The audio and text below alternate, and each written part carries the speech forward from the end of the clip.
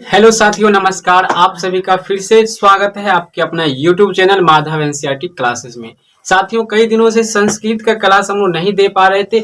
लगातार एक वीडियो है कारक सूत्र पर, वो अपलोड हो चुका है। उसमें हम कुछ शॉर्ट बताए थे कि हिंदी को आप संस्कृत कैसे बनाएंगे। इतना मस्त वीडियो है, उस पर लगभग भर भर के कमेंट आया है कि सर इसको विस्तार से बताइए।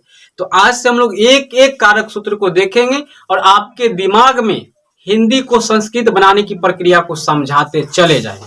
ठीक, तो अभी हम लोग जो पढ़ेंगे ये पहला कारक सूत्र है, जिससे मतलब एक नंबर तो पूछा ही जाता है, चाहे ऑब्जेक्टिव पूछे चाहे सब्जेक्टिव पूछा ही जाता है कि साथ वाला पूछा जाता है। जैसे पिता के साथ पुत्र आया, पिता के साथ पुत्र गया, राम के साथ सीता बन गई, तो राम के साथ सीता बन गई। ये क्वेश्चन जो है ट्रेंडिंग वाला क्वेश्चन है आपके एग्जाम, बोर्ड एग्जाम के लिए। तो हम आपको ऐसे सिखा देंगे कि जैसे ही वाक्य पकड़िएगा आप खटाखट 1 मिनट के अंदर आप ट्रांसलेशन बना दीजिएगा। 1 सेकेंड में आप बना सकते हैं। जैसे हम एग्जाम्पल पहले आपको समझाते हैं, जरा समझिएगा। अगर हम कह दे राम के साथ सीता बन गई है, तो आप चुटकी बना सकते हैं, क्योंकि यहाँ ऑप्शन वाले बच्चे को बहुत पहले बताए हुए हैं।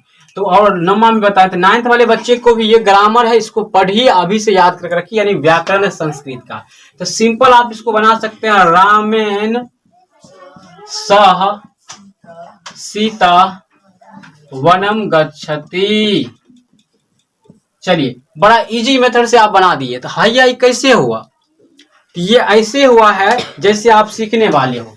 देखिए, बस थोड़ा सा समय दीजिएगा हमारे साथ, अभी आप सीख कर जाइएगा। कुछ न कुछ इस वीडियो से आप खतरनाक सीख जाइएगा, जो आप दोस्तों में भी जाके कहिएगा कि आज हमने कहीं पढ़े हैं संस्कृत भी। ठीक है, तो देखिए, पहले हम आपको कारक सूत्र पहला जो है लिखाएंगे। हालांकि कारक सूत्र होता कई है, लेकिन कम से कम 8-10 ऐसा कारक सूत्र है, उसी से आपके एग्जाम में हिंदी टू संस्कृत का ट्रांसलेट करके मतलब पूछा जाता है कि हिंदी को संस्कृत में अनुवाद कीजिए। 10 वो कारक सूत्र पढ़ लीजिए, हम लिख कर आपको दे देंगे, मोहर मार्क दे देंगे कि आपसे एको प्रश्न एग्जाम में नहीं छूटने वाला है, क्योंकि भैया उसी से पूछा ही जाता है एग्जाम में। हर वर्ष आप क्वेश्चन बैंक उठा कर देखिए, जो भी गैस पेपर है आपके पास, बुक है, वो सब उठा कर देखिएगा, जो पढ़ा देंगे उससे बाहर आपसे नहीं पूछा जाएगा। ठीक है, तो देखिए, हम सहार्थे तृतीया सूत्र कहा जाता है, कभी कभी प्रश्न पूछा जाता है, सहार्थे तृतीया सूत्र का सोदाहरण व्याख्या करें। ऐसा प्रश्न आपसे पूछा जाता है कि सहार्थे तृतीया सूत्र का सोदाहरण व्याख्या करें। 2 नंबर में पूछ लिया जाता है, कभी 3 नंबर में भी पूछ लिया जाता है। इसका दूसरा नाम है सहयुक्ते अपि प्रधाने। एक बात ध्यान रखिएगा, संस्कृत बहुत बच्चा को पढ़ना ही नहीं आता, चौपट होता है। ठीक, जरा ध्यान दीजिएगा, हिंदी पढ़ने आता है सहयुक्ते, इतना तो पढ़ सकते हैं हिंदी जिसको आता है पढ़ने। ई यहाँ पर डायलॉग है 5 वाली, इसको पढ़ेंगे अपी। क्या पढ़ेंगे? अपी। पंडित जी लाइन से मार देते हैं दाएं के दाएं, श्राद्ध के ब्याह में, श्राद्ध में ब्याह के मंत्र भी पढ़ा देते हैं, ब्याह में श्राद्ध के मंत्र पढ़ा देते हैं। 2 सेकंड में शादी करा देते हैं मंदिर में। ओम भगवान विष्णु मंगलम भगवान पुंडरी कक्षा मंगलाय तनो हरि स्वाहा, हो गया शादी। लड़का के हाथ में, लड़के के हाथ दीजिए सिंदूर दान कीजिए, 2 मिनट में शादी पक्का। 2100 रुपया दीजिए खटाखट दक्षिणा, काम तमाम। मंदिर में जो शादी हम लोग देखते हैं, बस वो 2 मिनट की शादी है। सोचते हैं कभी कभी हम भी हाला मला पहन के बन जाए भैया, इनकम अच्छा, एक रात में 2100 रुपया कमाना, समझ रहे हैं भैया।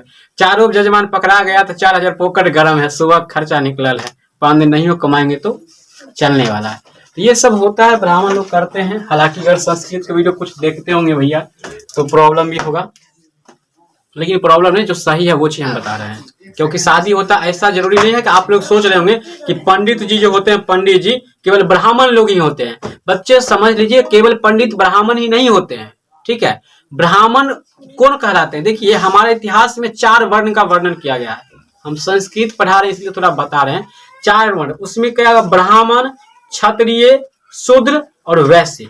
ब्राह्मण वे पुरुष होते हैं, एक शिक्षक ब्राह्मण होते हैं, जो पढ़ाते हैं, जो हमेशा पूजा पाठ करते हैं, मंदिर में पूजा पाठ करते हैं, चाहे जाति कोई भी हो, ग्वार, मुस्लिम, हिंदू, मुस्लिम, सिख, ईसाई, अच्छा दूसरा चमर, जो भी जाति हो। अगर जो एक शिक्षक है, पाठ पढ़ता है, पूजा पाठ कराते हैं, तो वो सभी के सभी ब्राह्मण के अंतर्गत आते हैं। क्षत्रिय में कौन कौन आते हैं? तो क्षत्रिय में जो बलिष्ठ होते हैं, जो युद्ध लड़ते हैं, जो राजा होते हैं, वो क्षत्रिय होते हैं। शूद्र कौन होते हैं? जो सभी को मतलब सबसे नीचे आ जाता है, उसका निचला से जो बेरोजगारी काम मजदूरी काम करता है, उससे भी होता है। वैश्य होता है, शूद्र होता है सबका जूठा उठा साफ करने वाला, वैश्य होता है मतलब मजदूरी करने वाला, सबके यहाँ काम पोछा पोछी लगाने वाला, साफ करने वाला। ठीक, तो ये मतलब 4 भाग में बांटा गया, शॉर्ट में हम आपको बता दिए, हालांकि समझना है आपको यहाँ पे। तो सहार्थे तृतीया को हम लोग लिखेंगे सह साकम साधर्म। इस सब का अर्थ होता है, तीनों का मतलब क्या होता है? साथ। तो साथ के योग में तृतीया विभक्ति लगती है। मतलब कहने का ये हुआ बच्चे कि जब आपको हिंदी में अनुवाद दिया रहेगा, उसके बीच में कहीं पर भी साथ लगल है, समझ जाइएगा उसमें तृतीय विभक्ति लगा होगा, और इसी सूत्र से बनने वाला है, जो सूत्र अभी हम आपको बताने वाले हैं। तो वो यथा, देखिए यथा मतलब होता है, हिंदी में कहते हैं जैसे, जैसे संस्कृत में होता है यथा। ठीक है, यथा जैसे होगा राम के साथ सीता बन गई है। तो राम के साथ सीता बन गई है कि सीता के साथ राम बन गई है? बताइए, राम के साथ सीता बन गई है कि सीता के साथ राम बन गया है? राम के साथ सीता बन गई है। एक और आदमी साथ में गए, कमेंट करके बताइए और कौन थे साथ में।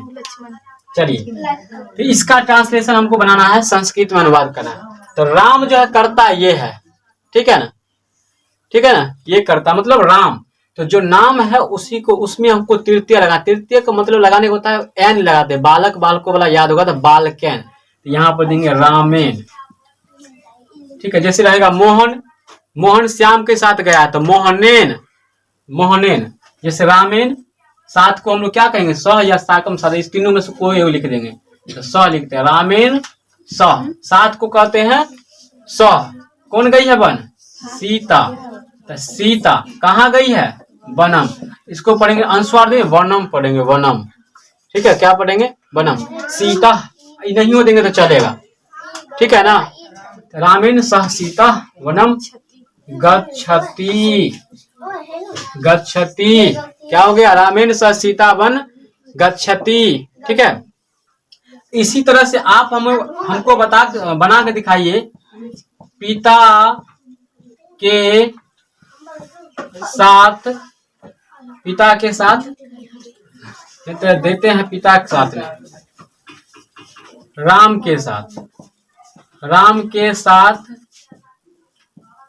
लक्ष्मण, लक्ष्मण कैसे लिखा भैया? लक्ष्मण बन गए हैं, लक्ष्मण बन गए हैं। देखिए इसको कैसे बनाएंगे? राम के साथ लक्ष्मण बन गए हैं, बस सेम बात बनाना है आपको। राम को क्या कर देंगे? रामेन। राम को क्या कर देंगे? रामेन। तृतीय विभक्ति राम में लगता है, रामेन साथ, साथ को क्या कहते हैं? स। बनाइए, आप लोग समझ लिए क्या? इसको बना दीजिएगा, बन जाएगा क्या?